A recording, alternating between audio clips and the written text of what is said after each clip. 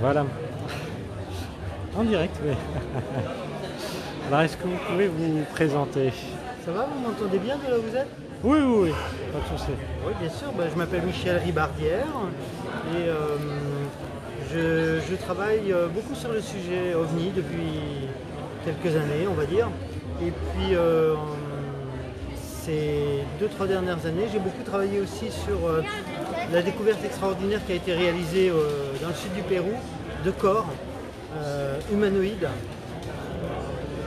qui ne sont pas humains, hein, et qui comportaient un certain nombre de petites technologies qui démontraient qu'à l'époque où ils vivaient, il y a quelques milliers d'années pour certains, eh bien, on avait une science médicale avancée. Et voilà, donc, voilà pourquoi je me trouve ici dans ce salon de la Para-Expérience à Dijon.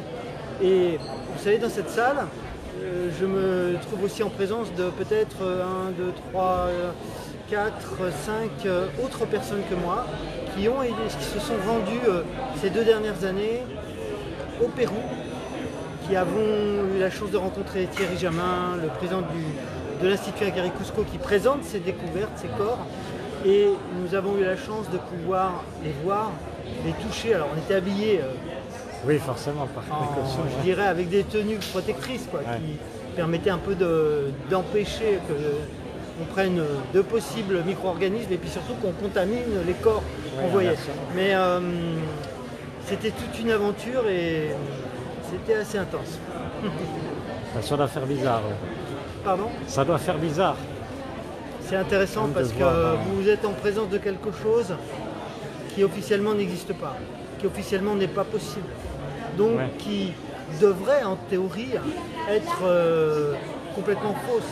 Et pourtant, les corps sont bien là et les analyses, les examens médicaux, les analyses biologiques, génétiques, tout vous démontre que vous êtes devant quelque chose de bien réel et qu'il y a eu dans le passé, en tout cas, au moins dans le passé, peut-être encore dans le présent, qui sait, on n'en sait pas beaucoup, qu'il y a eu des sociétés, peut-être civilisations, hein, des êtres qui n'étaient pas humains mais qui avaient des technologies, qui avaient des sciences et qui vivaient parmi nous, parce qu'à ces époques-là, hein, les datations montrent qu'on a des gens qui ont 800 ans, on a des gens qui ont 2000 ans à peu près. Hein. Donc à ces époques-là, voilà, l'homme existait déjà. Hein. Ouais. Mais après, pourquoi ils étaient là? Enfin, est-ce qu'ils viennent vraiment d'ailleurs On ou en pas? sait très peu. On est obligé de faire des hypothèses. Nous, on fait attention avec les hypothèses. On est déjà sur un sujet vraiment très sensible et il faut faire attention. Donc finalement, on vous dira ces corps, les chercheurs disent que c'est authentique. Nous, on n'en sait rien finalement. Mais les chercheurs nous disent les corps sont authentiques, on a bien affaire à une technique qui a permis de conserver sur ces corps à la fois la peau, les tissus, donc les muscles, les tendons, les os, les nerfs, les vaisseaux sanguins, le cerveau. Bon, tout est complètement desséché, mais tout est là. C'est une façon de momifier que visiblement les Égyptiens n'ont pas pratiqué. À partir d'une substance qui s'appelle la terre de diatomée, qui existe en France.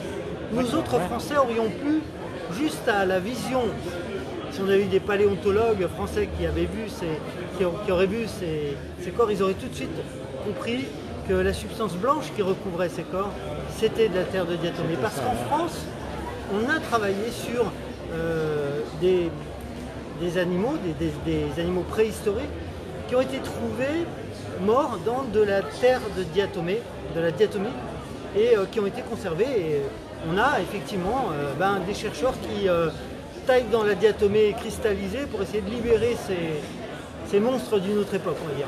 Je parle des animaux préhistoriques. Hein. Ouais. Et juste pour revenir, puisque vous êtes votre t-shirt Nazca, Oui. Que pensez-vous des lignes justement, de tous les tracés qu'on voit uniquement Oui, les lignes quand on est dans le ciel? nous ont fait imaginer énormément de choses, hein.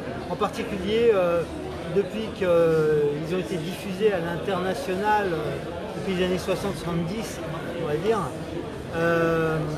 nous ont fait imaginer que voilà, ça avait dû être dessiné par des gens qui pouvaient voir de haut, ou bien c'était adressé à des gens qui pouvaient voir de haut ces dessins, parce que les lignes de Nazca, elles sont visibles de haut. En fait, il y a plein de choses. Il n'y a pas seulement des dessins, il y a aussi, semble-t-il, des lignes qui pourraient être des pistes. Et puis, on assiste aussi, quand on est dans cette région-là, on voit bien qu'il y a des montagnes qui ont été découpées, qui ont été mises à plat. Comment est-ce qu'on découpe une montagne?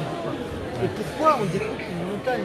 Donc, il semble que nous soyons, quand nous sommes dans ces régions-là, sur des terres qui ont été les terres d'autres civilisations, peut-être plus avancées que nous ne sommes actuellement.